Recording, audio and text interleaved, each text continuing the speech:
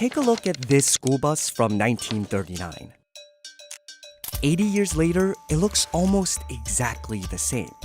Some buses don't even have seatbelts. Meanwhile, cars have undergone massive redesigns in that same time period. How can a vehicle designed to safely transport kids seem so out of date? In the US, school buses transport 26 million kids every day. Before buses, kids rode to school in horse-drawn school wagons. By the 1930s, roads had expanded and more types of automobiles were available, which meant school buses were more common. But early school buses were a hodgepodge of different styles and types of vehicles. Not great for safety or cost effectiveness. Just look at these New York Times headlines from the 30s.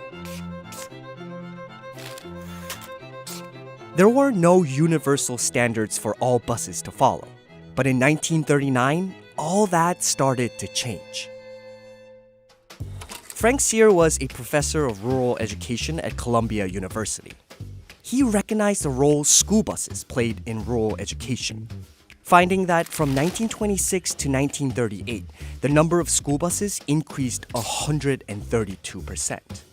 Sear led a conference of transportation officials, educators, and school bus manufacturers.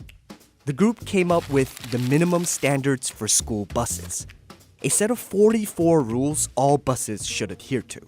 This included details like length, aisle width, and even the iconic yellow color. The group chose yellow because it was the most quickly identified on the road, and the black lettering stood out even in dim light. A lot of what you see in modern buses was first decided at that conference. But it's been 80 years. Something must have changed since then, right?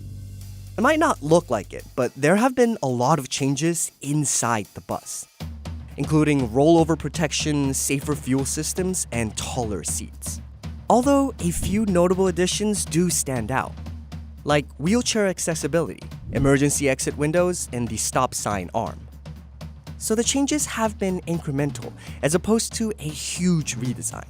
But that's actually not a problem, because school buses are the safest way to get to school.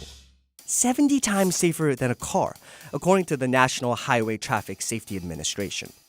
From 2008 to 2017, 71 passengers were killed in school bus crashes, out of 26 million daily riders. In fact, the number of deaths each year is less than 1% of nationwide traffic deaths. So what makes school buses so safe?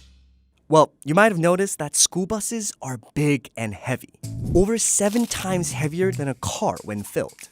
That means they can absorb a crash better, and passengers feel less force in a crash. Their solid frame also helps prevent damage in a rollover. But it's not just their size. The color, flashing lights, and stop signal all help keep school buses safe. In fact, school buses are the most regulated vehicles on the road. And because they're all the same, they're easily recognized. And nearby drivers know to be extra cautious. A drastic design change, like the color, could modernize the look, but it might not get the attention of drivers as quickly. Oh, and if you're wondering about the seatbelts, big school buses don't need them. They use something called crash protection through compartmentalization to protect riders. Those unassuming seats are actually designed to absorb the energy of a crash and cushion the impact. Although 8 states currently require seatbelts on buses. But the smaller buses that are closer to the size of a van do need seatbelts.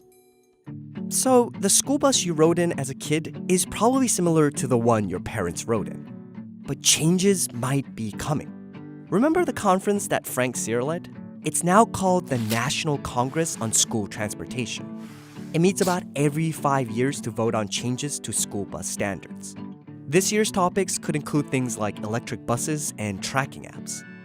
But whether it's to save money, reduce pollution, or modernize the look, all changes have to fulfill the same basic requirement Frank Sear had in 1939. Does this make school buses safer?